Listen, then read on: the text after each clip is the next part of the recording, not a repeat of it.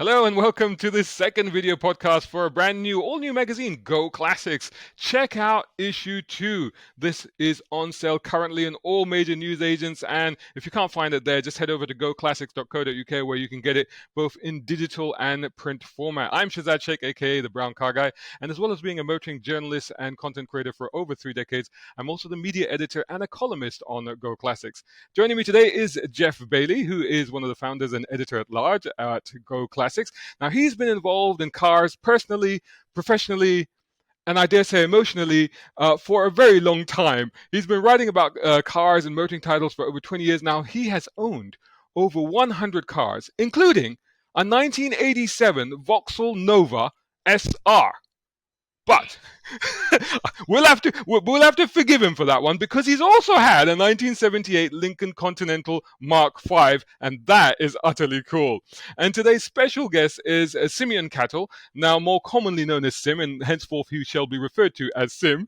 Now, he's been working on cars since he was 16 years old. In fact, he was an apprentice working on classic Formula racing and Can-Am cars, amongst others. Now, over the last decade, he's established his own workshop, the Classic Project Shop, where they've worked on nearly 2,000 cars across 1,000 clients, and they've restored 46 classic cars, including E-Types and Porsche 911s. Now, he says he's a classic car all-rounder and not a bore. Sorry, that's not a bore in any particular make is what he meant to say. Right, okay, well, you know what? Let's find out. Let's meet the guys. Hey, everyone, how you all doing? Hi, pretty good, thanks. See it very well. Now, first things first. You, Sim, I don't. Jeff, did you by any chance get over to the Goodwood Revival? No, sadly I didn't because I had rather a full diary, but I watched some of it on the stream and it was awesome. So as usual, it's and one of those things that you just don't want to miss. That's and we've got to talk about this first because I was watching it online as well, and it's one of those things. I watch it every year online. I watch the racing. It is the best motor racing of all, quite simply. Yeah, and every year I promise myself, I'm going to get to that next year, and I never do. But you, Sim, were there all weekend. Yeah, I mean, I'm a bit of an old hat to the revival meeting. I try and make it as many years as I can. We were really lucky this year. Our partner Motor Oil stumped up half a dozen tickets, so I was able to take the majority of the staff down for the weekend, and we had just a wonderful time. I think actually Glorious Goodwood was the most glorious I've ever seen it. The weather was fantastic. On Saturday it was really good, right? But on Sunday you had a fair bit of rain. But I tell you what, the rain on Sunday made for some very exciting racing. It does, and I think what they did more this year than they've done any other year was have lots of spots where you could sit and keep dry or keep out of the sun, have a drink, have something to eat, and chat to the people that you meet around the place, and also watch the racing. So it just felt more inclusive, perhaps. If you were just on a general admission ticket than it has done in previous years. What's your favourite part of the Goodwood Revival? Is it the cars, is it the people, or is it the dressing up? Well, there's certainly a bit to the dressing up because it just gives it that unique atmosphere that no other car show really has. But I think it's the atmosphere, and also if you've been around the classic motor trade for a while, it's just bumping into all of those faces that you haven't seen for a year, and catching up with what you've all been up to, and congratulating each other on on the projects and bits that they've been involved with. So there's just some of the most amazing machinery there, and as you say, they're not there just to be looked at. I mean, they are raced hard, and that's just fabulous to watch. It is incredible to watch. I've been to Goodwood Festival Speed a few times in the past, but I've never actually done Revival. Have you done Revival, Jeff? Yeah. In fact, I've done Revival more than Speed, actually. Oh, really? Yeah. I don't know. The Speed's fine, but I've never really been a racer. I've been more of an observer, and some of the spectacle that you get at the Revival is awesome. I mean, even if you're not a plane enthusiast, when you see the Spitfires flying over and the Battle of Britain fly, and it's just evocative of a well, it just takes you out of the reality of today into something that may or may not have been true in 1940. I don't know, but it certainly feels lovely. So what did you guys wear when you went? This year, Saturday was a hot day, so I was glad to just be in trousers and a shirt. But you know, the idea of wearing a full woolen tweed suit was a bit too much for me. But it's it's the thing to do, though, isn't it? I mean, that's part of the thing, right? Yeah, absolutely. But I think isn't there now like a whole side business in providing, you know, clothes and stuff that you can wear that's from period? That's right. Shaz, I mean, the thing is, last time I went, I wore a RAF uniform. Whoa! And, I've got a pretty good photo actually, standing next to a Spitfire, and it just felt great. You're wandering around in period uniform. All the girls come up to you and sort of want to take some photographs. It's pretty good, really. Yeah, that's a good excuse to get dressed up. That's for sure. Oh yeah. Well, on eBay, in the run up to the Festival of Speed on eBay, I just noticed that my eBay feed was full of, you know, period overalls and and flight jackets and all of that sort of thing. So so even eBay get in on the fact that they can take some money off you for some period clothing. That's just the internet spying on you. You do realize it. I know. Yeah. So thoroughly recommended then, the Revival. It's worth visiting. Any tips for people that are thinking about going next year? Yeah, get there early and immerse yourself in the whole thing. You know, there's nobody that'll look down their nose at you if you don't want to turn up in your period garb. But actually, half the fun is getting, you know, set up for it, and you just feel more a part of everything when you get there. Yeah, it's just terrific. That's brilliant. So that's the Revival. You're obviously part of the classic car trade, but looking back at what you've done, you've also been a bit like Jeff. You've been involved in the mainstream automotive trade as well, and in fact, you spent a decade at Volkswagen, Renault, and BMW. But did that not satisfy you working at new cars, or you just found yourself being drawn back to classics? I've always had a thing for classic cars right from being a tiny kid, and it was always I always had this vision in my head that I wanted to set up my own classic car business, and I suppose where the kids are really lucky at the moment is that the classic car movement has just come on leaps and bounds. And if we were talking about doing this sort of thing 20 years ago, everybody would have just looked at us as if we were a little bit odd and part of a very small clique. But the whole movement, the whole retro movement, whether it's cars, planes, buses, boats, aeroplanes, it's all cool now. Clothing, games, you know, all of that sort of thing. So, but there wasn't that 20 odd years ago. So what I needed to learn, and what I knew I needed to learn, was the basics of running a motor trade operation. Now, it doesn't really matter whether you're buying and selling a brand new car, a used car, or a classic car. You still have to make a margin. It doesn't really matter if you're servicing a modern car or an old car. You know, the sort of business mechanics behind it are all the same. So you know, I always had this idea in the back of my head that I was going to build this business. But there wasn't a degree to go out and get. There wasn't a special course on how to set up a classic car business. So I needed two things which I didn't have. I needed knowledge and I needed capital. So the knowledge came from being in the motor trade, and I was very lucky, especially during my time at BMW. There was an awful lot of self-improvement or improvement available through the network, so that you could move up through the ranks from administrator when I started, sales executive, business manager, sales manager, used car buyer, all of those sorts of things. And the other thing was it paid really well, and I was able to put some money aside and eventually, as you say, after 10 years of doing that, have enough money to start a small business. That's awesome. I want to pick up on something you said right at the beginning there, which is very interesting, and I think, Jeff, very relevant to what we're doing with Go Classics. And the fact is that, as Sim said, that it is now cool to look at classics. And isn't that one of the thinking behind starting a magazine such as Go Classics, Jeff?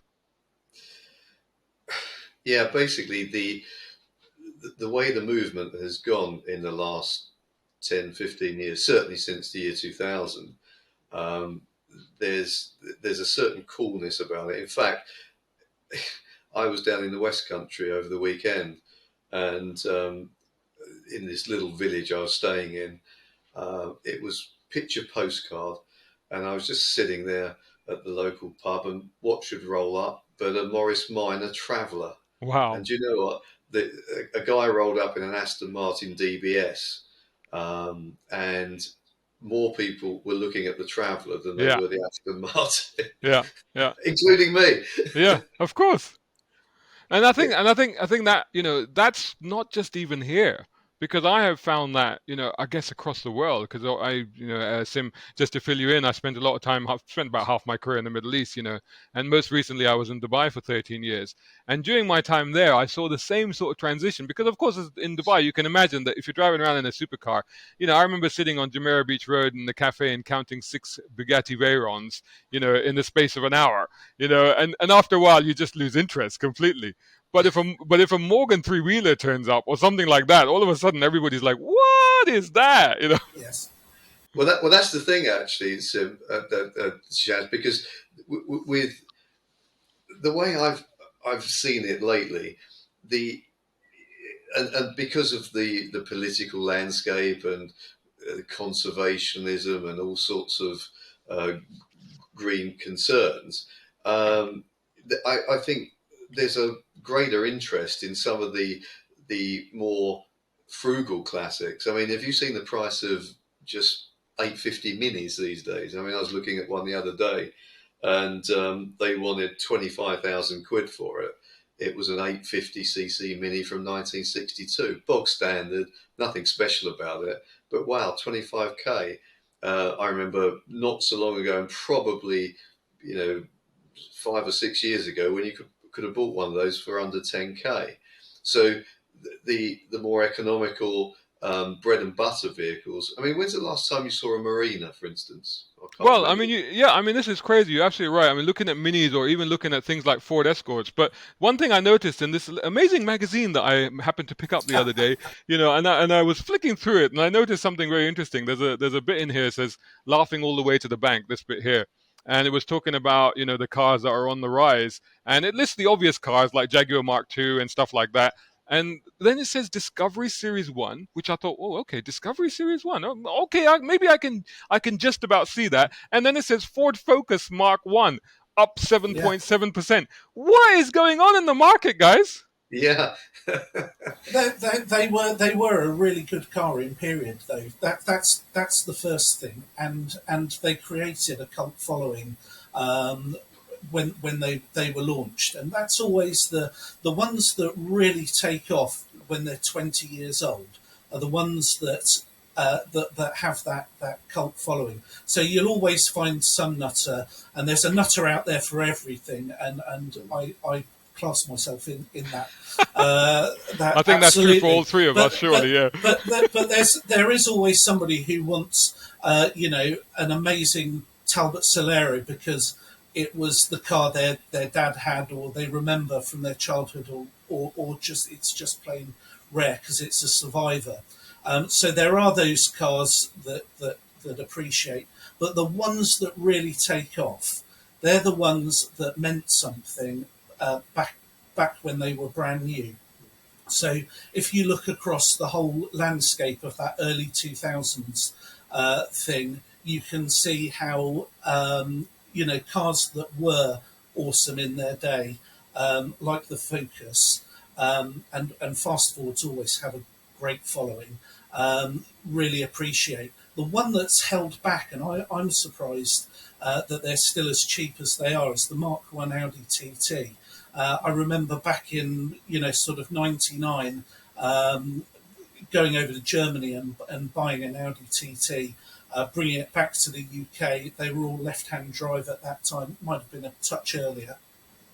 But parking it on my driveway, I got back late at night, parked it on my driveway, and when I woke up in the morning, there were 7 people stood in my driveway looking at this thing wide-eyed like it had landed from space. And that's a really cheap car at the moment. So if you're looking at something, it just needs another couple of years for all the doggy ones to sort of die off. Because Audis were just better built than the Focus in the first place. So there's more of them available at the moment. The Mark I Focuses, there's actually very, very few of them left, because they all got run up to 200,000 miles. Nobody spent any money on servicing them, and so they're a rare commodity now. That's why they've taken off that little bit earlier. But I think if you want a tip for today, go out, spend 4 or 5 grand on a really good sub 100,000 mile Audi TT 225 fixed head. And I think in another 10 years' time, you'll be looking at a 15 to 20,000 pound car. I think you're absolutely right. I think that's a really good tip and really good advice. And I think that something that you've said there, I think really strikes a chord. And it's the cars that are kind of epochal at the time that they came out. So when the Audi TT came out, that first one, I mean, not so much the later ones, but when that first one came out, like you say, it was a real standout design, the Bauhaus design, as they called it. And similarly with the Focus, because I remember I actually was fortunate enough to be, in fact, I think that was my first international launch. I actually went on the launch for that one. And I remember we drove this thing, and with the other journalists, we were just completely blown away, because the dynamics of the car, and we're talking bog standards cars, we're not talking like the, performance variants, but the regular car, the dynamics, the handling dynamics were just so much superior to anything in that segment. It was just incredible. And it was such a move on from the Mark 4.5, whatever it had got to, for Mark 5 Escort that went before it. Not only was it a completely different design language, it handled better, the interior had more space in it, it felt new and modern, the dash swept all over the place, it had, everything looked like it was part of Ford. Don't forget the baseball stitching on the seats. Baseball stitching, yeah. And the other thing was, Ford did their tie-up with Sony at the time, and they put what was probably the best stereo there was going in a really basic car. So you've got a CD player, you've got, decent speakers in the car. When most other manufacturers, if you went across them, you had to swap them out. Yeah, I mean, at the time, I remember they were terrible, weren't they? Yeah, you'd have to swap out the stereos. I remember Ford have always done good stereos, though, because I remember, like, back in our college days, cruising around in the mates, his dad had a Granada Scorpio, and we used to cruise around in that all the time, and the stereo on that was extraordinary. So these cars have saving merits. I wonder, Jeff, what were the saving merits of a 1987 Vauxhall Nova? Right, okay. Hands up. There are none. I'll tell you the story about that, because I just joined a new company, and it was an insurance company. In those days, there was a very real pecking order within the management. Okay, so if you had for instance, a 1.6 Cavalier, you'd be seriously up there in the hierarchy. To have a 2-litre was unheard of. You'd have to be a managing director or something. And all the reps were driving, basically 1.1 Fiestas and that sort of thing. And so I was offered a choice of Vauxhalls up to a certain value, and everybody was going for 1.3 Astras. Okay, so I looked at it and I thought, that wouldn't pull the skin off a rice pudding. It didn't look very nice. I didn't like it. And I thought, do you know what? As usual, typical me, I thought, I'm just going to be different. I just want to just completely buck the trend. So I ordered a 1.3 SR Nova. with a sunroof, which again was a status symbol in those days. You just, if you had a sunroof, you were cut above. So anyway, I drove this car. As soon as I got into it, I thought, oh my God, I've made a big mistake here. Because although it did have a 1300 engine, it really was like porridge. It didn't handle. It was just like an overweight camel. And I really hated it. So it was just not the sort of car that anybody else would have. I had it for about a year, and How old were you when you had that car? I was probably, I don't know, 25, 26. So you weren't too far from the demographic of the car, because it was a teenager's car, really, wasn't it? Yeah. I mean, in fact, it became more of a teenager's car as soon as they put the 1600 lump in it, and then it actually, that had fuel injection, and it did go quite well. But incidentally, my column, which my little four-parter in the magazine, it's Audi to Aston, and it chronicles all of the cars I've had over the years. And I was just looking at the rushes for issue 3, and I thought, crikey, look at this! It was the last one I had in the next section was a bright yellow Golf, what they called colour concept. And wow. It was a convertible, so it was bright yellow, and it had yellow leather in it as well. Now, who at Volkswagen thought that was a good thing to put on the pallet? But equally, who was I? You bought one. There you go. That justified it altogether. Let's go. I think Sim wants to come in on something, but after that, I want to come back and ask you about that Lincoln. Yeah. I think it's an interesting point to make, though, that the majority of cars, if you walk into any dealership now, they're all great. So they're all great cars. So you can go and buy a 1 litre EcoBoost Fiesta. It's got nice wheels. It's got heated seats. It's got great stereo in it. All of these things, they're desirable things. Whereas cars of 20 years ago, the majority of them weren't very good. And your dad drove something that was a little bit boring, but it got the family around. It didn't have all the spec and bits and pieces, and there was much more to aspire to. And I remember being back in the 80s, having my parents turn up at school in a Nissan Prairie with the sliding doors on the side of it. It was white with beige cloth inside it. My news agent had one of those. He loved it. It was a great family car, but it was just awful to look at. Yeah. And then there'd be other kids, and their parents would rock up in a 560 SEC Mercedes, and it just used to blow my brains apart. But that's the problem now. My 17-year-old daughter is driving around in a car with nav, heated seats, alloys, remote locking, all the trickery in it. What have they got to look forward to? We did our time in some pretty dreadful cars. And at least we had something to get off our arse and work for, so that we didn't have to drive these terrible things. Yeah, something to aspire to, definitely. Yeah. And you make a very valid point, because even as an automotive journalist who's been doing car testing and car reviewing for a while, we have the same dilemma, because like you say, 10, 15, 20 years ago, it was quite easy to say, that's a bad car, that's a good car, that one's okay, but you could do. Honestly, nowadays you drive anything and it's like, well, it's hard to find a fault with it, honestly, because if it's fit for purpose, it's a great car. Most of them are. But Jeff, was the Lincoln Continental Mark V fit for purpose? It depends where you're driving it, Shazza. I was living in rural Gloucestershire at the time. Oh my God! I do some silly things. But I was in Miami, and I was seeing friends, and they were into cars, and they took me around to various dealerships.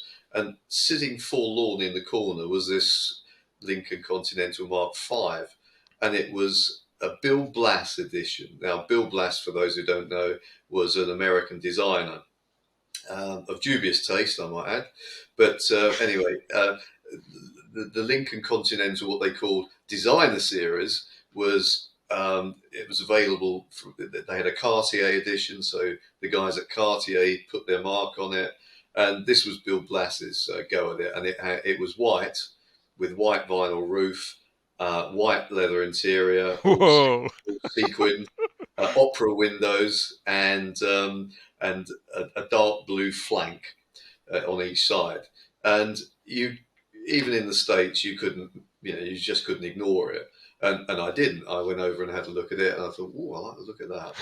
And yeah, I know, it's crazy, but it's true. And I tell you the reason why. I always loved the series Cannon, where the big detective Cannon we had the big bushy moustache, and he used to fling this thing around. He had a Mark IV, incidentally, not a Mark V, but they're very similar. And I always wanted one, and so I looked at this and I said to the guy, "How much?" And he said, "Well," I said, "I'm just going to ship this on out." He said, "How does $1,000 sound?" Wow. That sounds good to me. He said, "Needs a bit of work." Anyway, so we got it back to my mate's place in Miami, and we fettled it a bit at that end because you could easily get the bits. So anyway, we put it all together, and I shipped it over. And I thought, well, how hard can it be? You just put it on a boat and ship it over. Well, it's a bit more complex than that, but not a lot. So incidentally, I might do a little plug for our issue 3. We've got a 6-page spread on how to import your own American car. So that's really good. That's really useful. I'll tell you another thing. I'm just going to touch on issue 2, which is still out at the moment, because one thing I noticed in issue 2, which I thought was really good, is there's a feature in there called Starter Motors, and you have all the usual stuff in there, which makes perfect sense. And then you had this, which to me is a top tip, and not a lot of people in the UK would pick up on that. But Fox body Mustangs are really on the up right now. And you've actually highlighted that. So, that's kudos. Well done on that one. But that's one of the things that you could bring over, because they're like a couple of $1,000s you can pick those up for. But this is very true, and there are some bargains to be had, and bringing it in yourself, as I say, isn't as hard as it sounds initially. You've got to go through a checklist, and we've outlined this in issue 3. So if you buy the mag, you'll have the full roadmap. But when I brought the Lincoln in, that was slightly difficult because the car is nearly 20 foot long and 7 foot wide, and it's got about as much room inside as a Cortina. But my God, what a comfortable vehicle with 7.5 litre V8 in it. Good solid Detroit V8 full iron. Starts every time, rides like a magic carpet. The only problem is you've got to watch yourself in car parks and things like that. But I used to take it up to the local pub, and it used to just draw crowds. And so if you're not a shy retiring wallflower like Simeon, for instance, I reckon Simeon, I could see you in one of these. So Sim, actually, I was going to ask you, because you've done, you look after something like nearly 2,000 cars in the workshop that you run. Have you run anything? Have you worked on anything like that? A Lincoln Continental Mark V? Yeah, so most of the American stuff we see is probably a little bit earlier than that. But actually, when we were at Goodwood at the weekend, I got overtaken by a '62 series Cadillac, which is a beautiful thing. The 59 is my favorite, the Cadillac DeVille. Yeah. Oh. Yeah, and actually we have one of those on the books as well. But the thing about looking after American cars is it's actually it's quite a bit easier than you think. Yeah. There are a couple of companies here in the UK that can supply you most of the very basic parts. Oil filters, air filters, that sort of thing, brakes here in the UK, and they can ship almost immediately. But the great thing about American cars is there's companies out in the States like Eckler's, for example. They've got the most amazing website. You can go on, you can check all the bits you need. they'll freight them over, handle the customs and other bits and pieces, and get them to you within a couple of days. So actually, we find working on American cars much easier than working on Japanese cars, for example, and also easier than working on some of the more exotic German cars. Just the bits are freely available. They don't break the bank. So and they can get them to you fast. So What about it's not a Japanese problem. cars? You mentioned they're Japanese cars, and again, I equate a lot of Japanese cars as classic cars these days, but still, I still feel a lot of people here don't. What sort of classic cars from Japan have you worked on? We don't see a massive amount of Japanese cars because it is quite a niche. As you say, it's quite a niche little hobby at the moment. The ones we see most regularly are sort of the Datsun 240, 260, 280s, the early Celicas. We're not quite as in with the crowd for the ones that are really popular at the moment, which is the sort of 80s through to so you get all the early 16 valve Toyotas, and then the Nissan GTRs. There are a lot of really good specialists for those, so we don't tend to see those very often.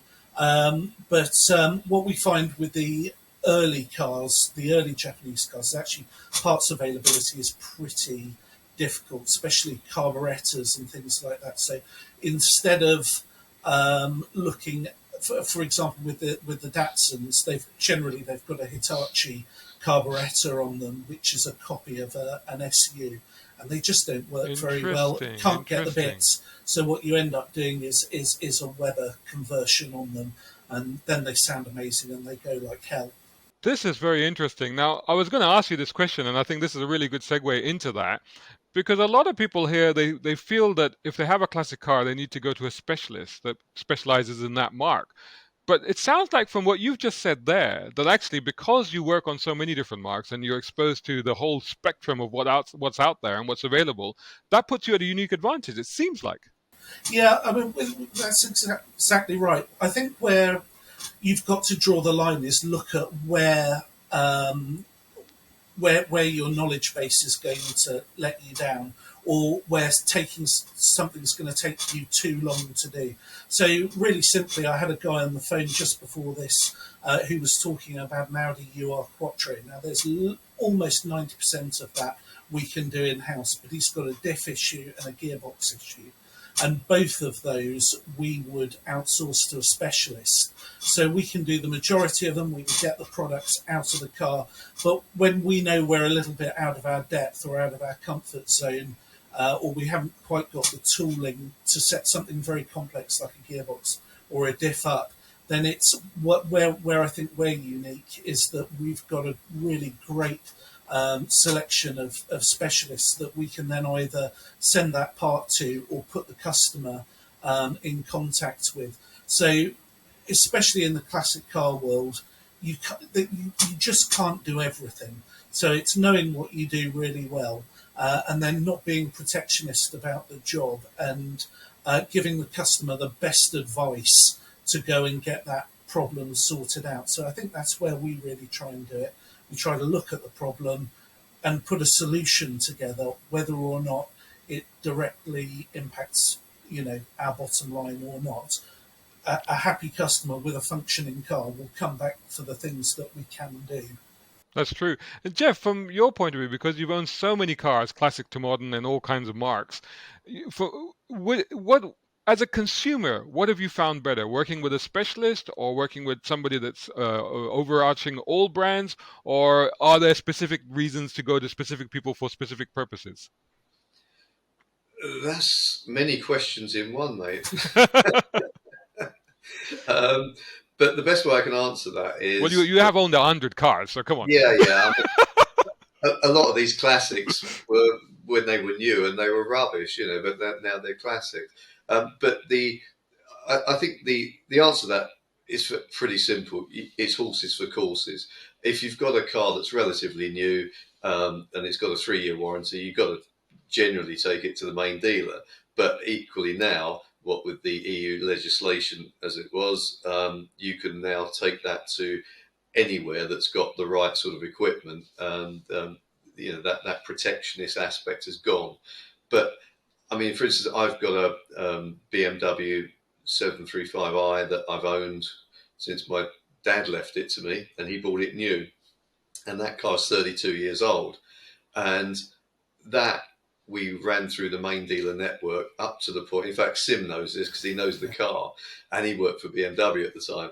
It was then, I don't know, 10 years old or so, and it was just getting. You took it to the main dealer, and I was getting some pretty shoddy service, to be quite honest, because the people that were working on the cars back then really didn't know what this model was.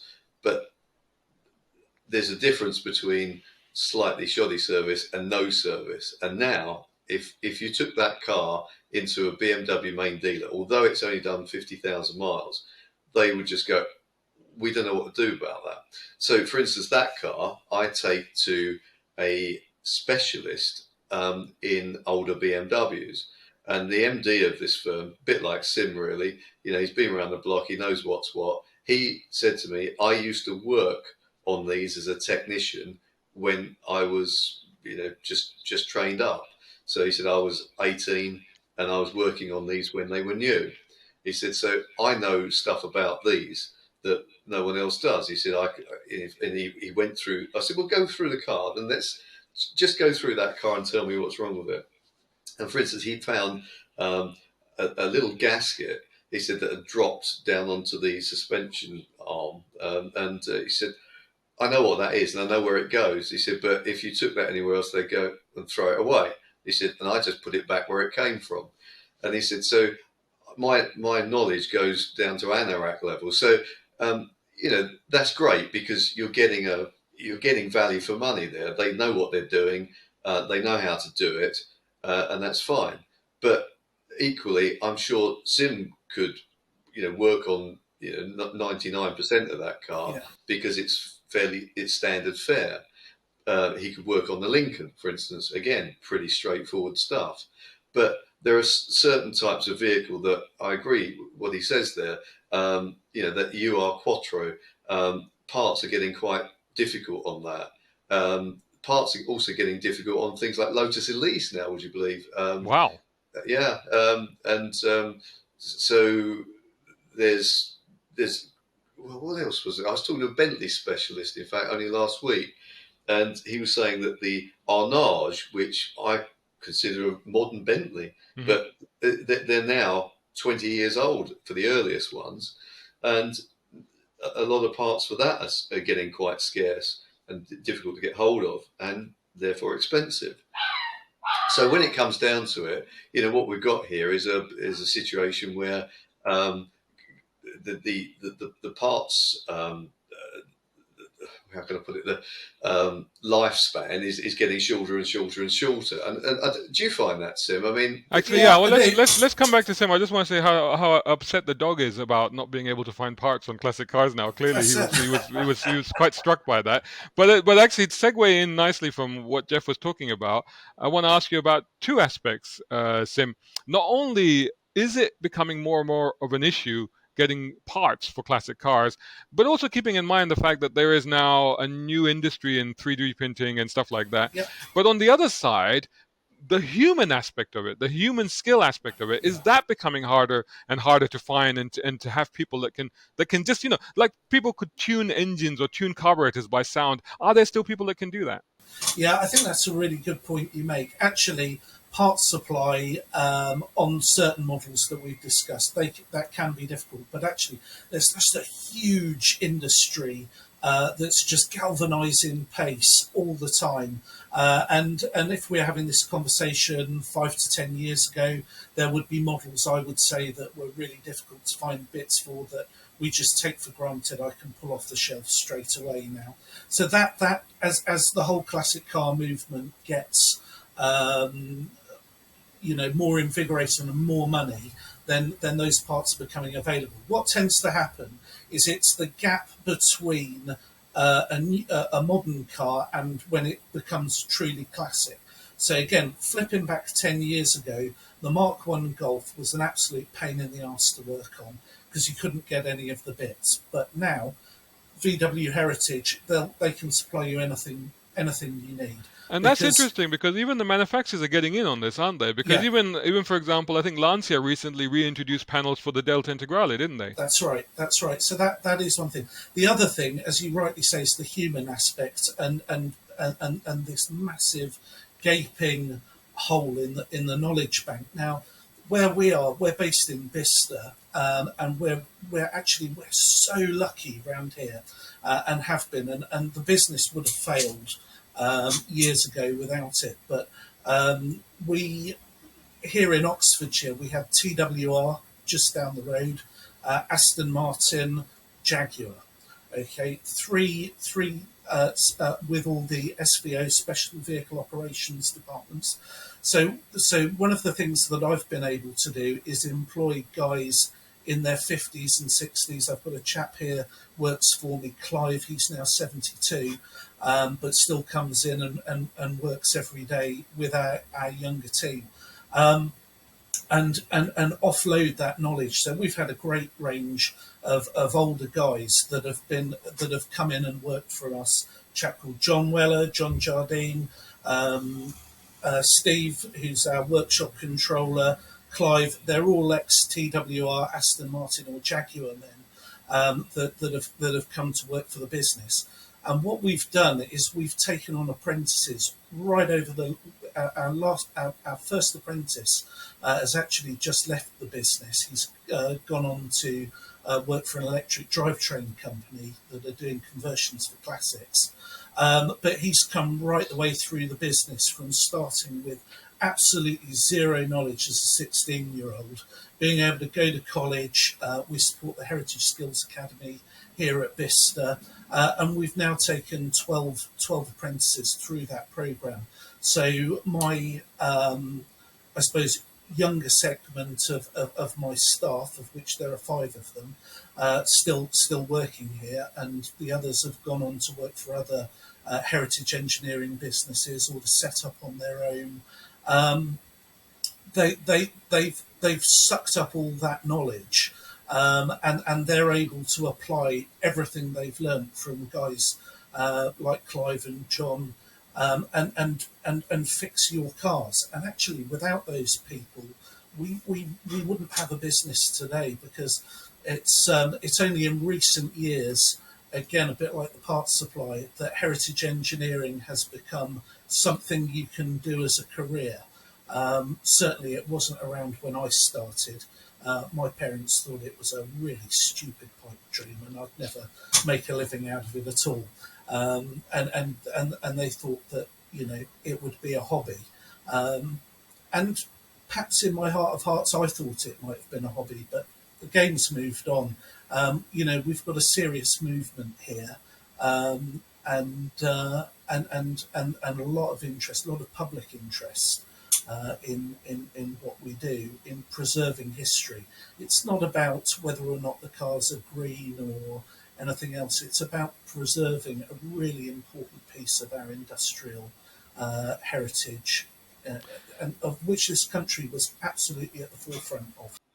That's one of the things, one of the takeaways from what you've just said there. It sounds to me is that it's not just a business that you're running. It's not just a workshop where you're fixing, repairing cars, but it's almost a continuation of service to the car community that you're providing, Right. with the fact that there are younger people that are learning things that they might not otherwise have learned, and will then be able to apply that for the next 20, 30 years Yes. going forward. And looking forward, how do you think, is there a career for those guys? Because there's a lot of concern at the moment, especially with all the legislation and everything that's changing and the 2030 ruling, et cetera, et cetera.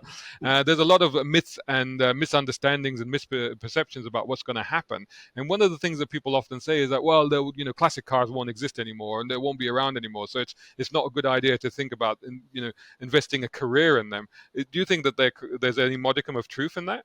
Well, I think they're wrong. We have to understand that the Greens have got the political thought, and they're right to have the political thought. We need to find a better way to move ourselves around, to deliver our kids to school, to go and get our groceries, all of those things. We need to find a greener, better way of doing it, whether that's electric cars, hydrogen, public transport. We can argue that all day long. That doesn't take away from the fact that you can look at an old car as a piece of art, as a piece of heritage engineering, as a statement of what life was like in that period, which is what Goodwood's all about. I mean, Goodwood is all about going back to the 50s and feeling that air of post-war optimism, and joy and music and food and fashion and all the rest of it. And the cars are part of that. So if we look at this, the further we've come on in terms of engineering, the more we love to look back on the past. So no matter what happens, I think there will always be Goodwood Festival of Speed, Concord events, and all of those sorts of things. So we do need a small army of people who are trained to work on these vehicles, and that's something we're really involved with because, without I'm 40 years old. I've got to make this business run until I'm 65 at least. So I need another 25 years out of it. So I need guys coming through and working for me because God knows I'm useless with a spanner. So that's not something you want to be admitting in a podcast. We're working at a workshop. Honestly, if a customer sees me pick up a spanner anywhere near the car, they can have the job for free. I've got far more qualified guys who can work on the car. What I can do is I can market the business, and I can I can facilitate all the different skills that are needed to get their car on the road. But can I just come in there, Shazad? Yeah, go on. There's something that's occurred to me listening to what Sim's saying and what you said, and that's about what cars are used for. Because you talk to the man in the street, the person in the street, and they go, yeah, well, it's for getting from A to B, and that's really what it's for. It doesn't really matter. It gets me there, and it gets me there. But as any car enthusiast will know, whether it's classic or any other car, the part of the joy is in the ownership and doing what you do with it. Hence so many different clubs and what have you. But I've often been criticised by people who have taken the mickey out of me for having certain cars. Oh, well, that doesn't, the 0 to 60 on that is rubbish. Oh, it doesn't go that fast, or doesn't handle, all that old nonsense. And one of the things that I look for in a car, and Sim just hit on this, and it just reminded me, is the fact it can be art.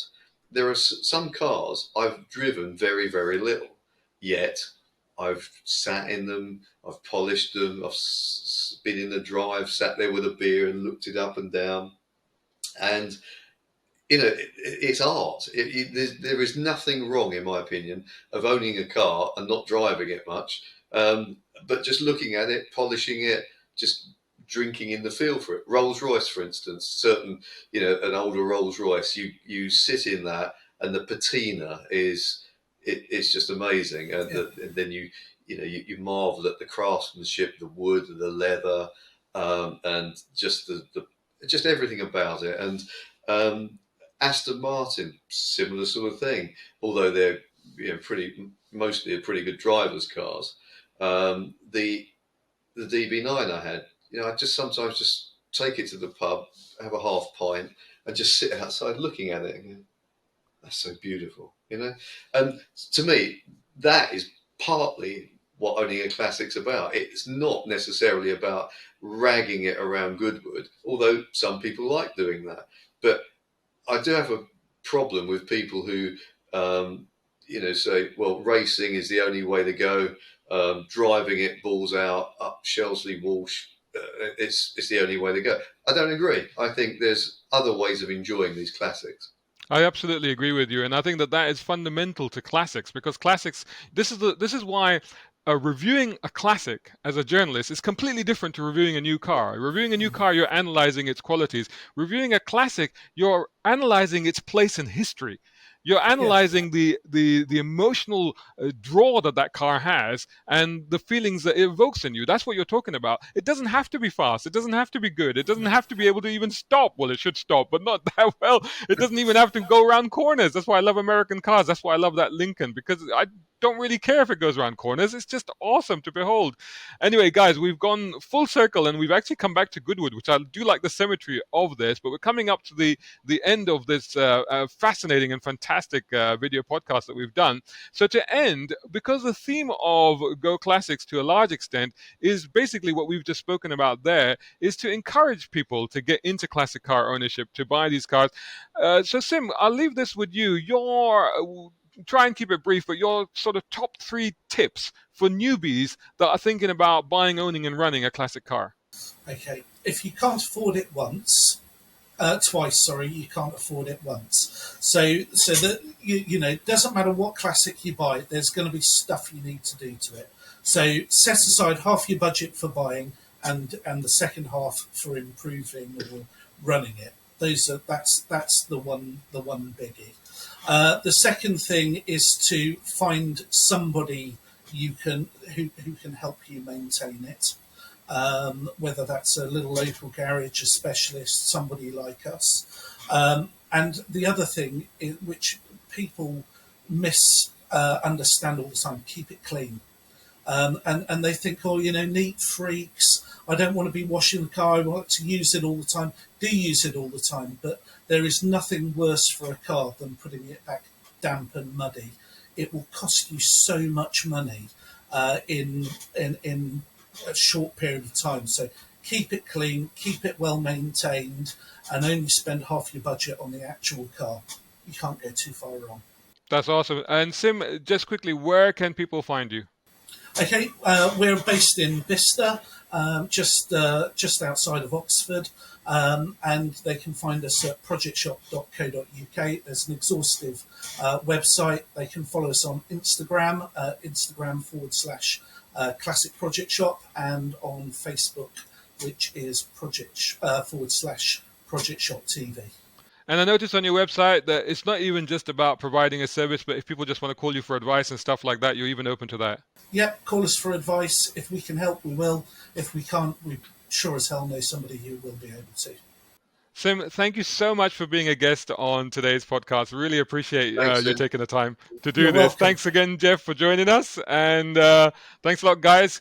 We'll see you in the magazine. We'll see you in issue 3, hopefully. And we'll catch all of you guys soon in our next podcast. Stay tuned. Make sure that you're subscribing to channels. And of course, like I said, head over to GoClassics.co.uk to pick up a copy, either in print or digital. Just download it. Read it now. There's so much great stuff in this mag. It's absolutely ram-packed. Thanks so much for joining us. And we'll see you all again in the next podcast. Cheerio. So, you want something sleek and glamorous, and then check out the Jaguar E-Type featured in our launch issue, alongside many other features such as buying guides, owner's tips, and even how to buy your own first classic car. Go Classics is about the cars that you relate to, the cars that you've dreamed of, and the cars that you can own, run, and enjoy. At Go Classics, we'll tell you how. Go Classics is the most exciting car magazine on the shelves today. And it's out now, and you can get one by heading over to GoClassics.co.uk, where you can find some of our fantastic limited time subscription offers. Forget about the boring, the pompous, the self-important. If you want something new, Go Classics!